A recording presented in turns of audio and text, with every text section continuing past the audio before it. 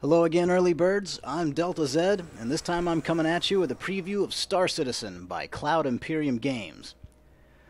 Our first look is going to be at patch 12.5, and as always, this is a preview of a very unfinished product that will continue to evolve and change as time goes on. Star Citizen is a little hard to explain because of the large scope of the entire product. Just talking about the game itself, it's got some arcade and simulator elements, first-person elements, and according to some posts by Chris Roberts and staff, sometime in the future they're looking at adding RPG-like elements and a virtual economy. All of this is presented by some really slick graphics and some expert marketing. The marketing team even produces regularly recorded episodes that you can view on cloudimperium.com. I kind of feel like their jokes are terribly forced, but it gives good insight as to the development of the game and keeping the community informed. If there's anything other developers need to take notice in regarding Chris Roberts' financial adventure here, is the amount of interaction with the players who have all ponied up the cash up front for a game that's yet to be completed. All of this information that's given back to the community instills confidence in the buyer's mind, and unlike many other early access games I'll be talking about here in upcoming episodes, I really feel like the community can really shape Star Citizen and mold it into the product we all want, because Cloud Imperium's doing such a good job of not only listening to the community, but visibly addressing those issues with the patches that they release. There's not a whole lot of gameplay to speak of as of patch 12.5. Your current options are to wander in your hangar, in first or third person view, and the hangar is essentially just a garage in which you can explore the starships that you've purchased. And the other options are a free flight mode, in a rather small containment field, or a dogfighting with the AI mode, in an equally small containment field. I found the controls to be a little sluggish once you're out in space. The left trigger being a modifier allowing you to roll your starship is intuitive enough, but the rest of the controls just seem a little off and unresponsive to me.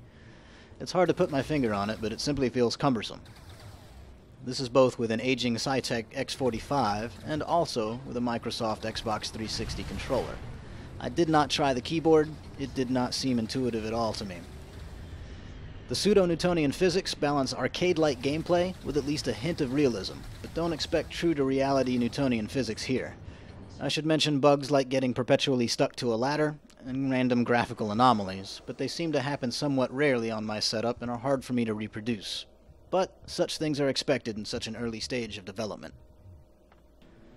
Along with the community interaction and customer service, the visual presentation of Star Citizen is in a league of its own. You can find Starship brochures on the Star Citizen webpage, robertsspaceindustries.com, that resemble current car ads in a magazine or on display at a car dealership. All of it expertly detailed and artistically crafted. Each of the hangars that you can purchase all have their own personality, and once in-game you can find some wondrous environments full of the latest and greatest graphical eye-popping technology, from beautiful textures to shaders to lighting effects. The mechanical design is excellent and appropriately sci-fi while maintaining an air of functionality. Star Citizen almost seems like a technology demo to see how far one can push the CryEngine. There are trade-offs, however. The textures and the model details seem to stream in at a very slow rate, even on what I consider a high-end machine. The motion blur seems a little overdone, and adds more blur than necessary. I also find that the targeting animations get in the way of my target. It's too busy with all the spinning concentric circles, serving only to clutter up the target that I'm trying to stay focused on. I hope Cloud Imperium drops some of the glitz and the glamour in this instance, in favor of something more functional. The audio presentation in Star Citizen is also a mixed bag. The music on the launcher is a very pleasing standard symphonic flair, while there's no music to speak of in the game at this time. While inside the hangar, where you can freely walk around and inspect all the ships you've purchased and the belongings that go along with them, there's the constant sound of starships flying by as though they're inside the hangar. The incessant flybys make the hangar a rather unpleasant place to be. The vocal warnings in the cockpit seem to also lack the urgency of the situation at hand. While I don't mind the monotone synthetic voice warning me of my dwindling shield capacity, I would hope it doesn't sound like the current AI, whom appears to be bored to the point of near slumber. I also found the weapon sounds to be rather lackluster. While powerful enough in gameplay, they just don't sound like they pack the same punch as what they're doing to the enemy. The graphics are certainly pretty enough, but the sound just doesn't keep up at this time to the high bar that the graphics have already set. We'll see what the future holds in store for us. As far as developer presence and future development, Cloud Imperium has announced that they'll allow you to host your own private universe or join the officially hosted multiplayer persistent universe. Along with that is a single-player campaign with its own storyline.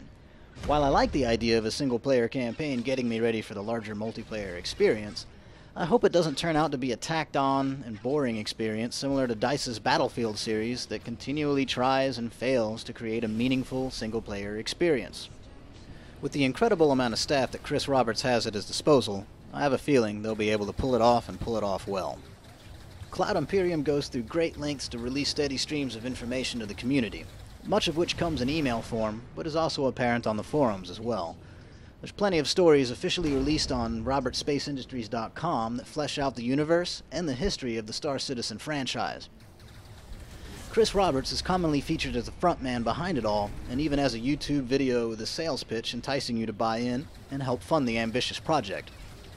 They even release PDF brochures of their new starships as they come out that are much like car ads of the current day.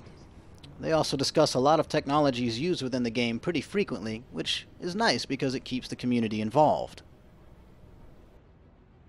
Well, early birds, that's it for Star Citizen in its current state.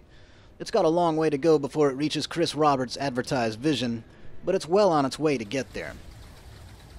Will you become, or are you already a Star Citizen? Leave your comments below, and don't forget to rate and subscribe. Thanks for tuning in, and we'll see you next time, early birds.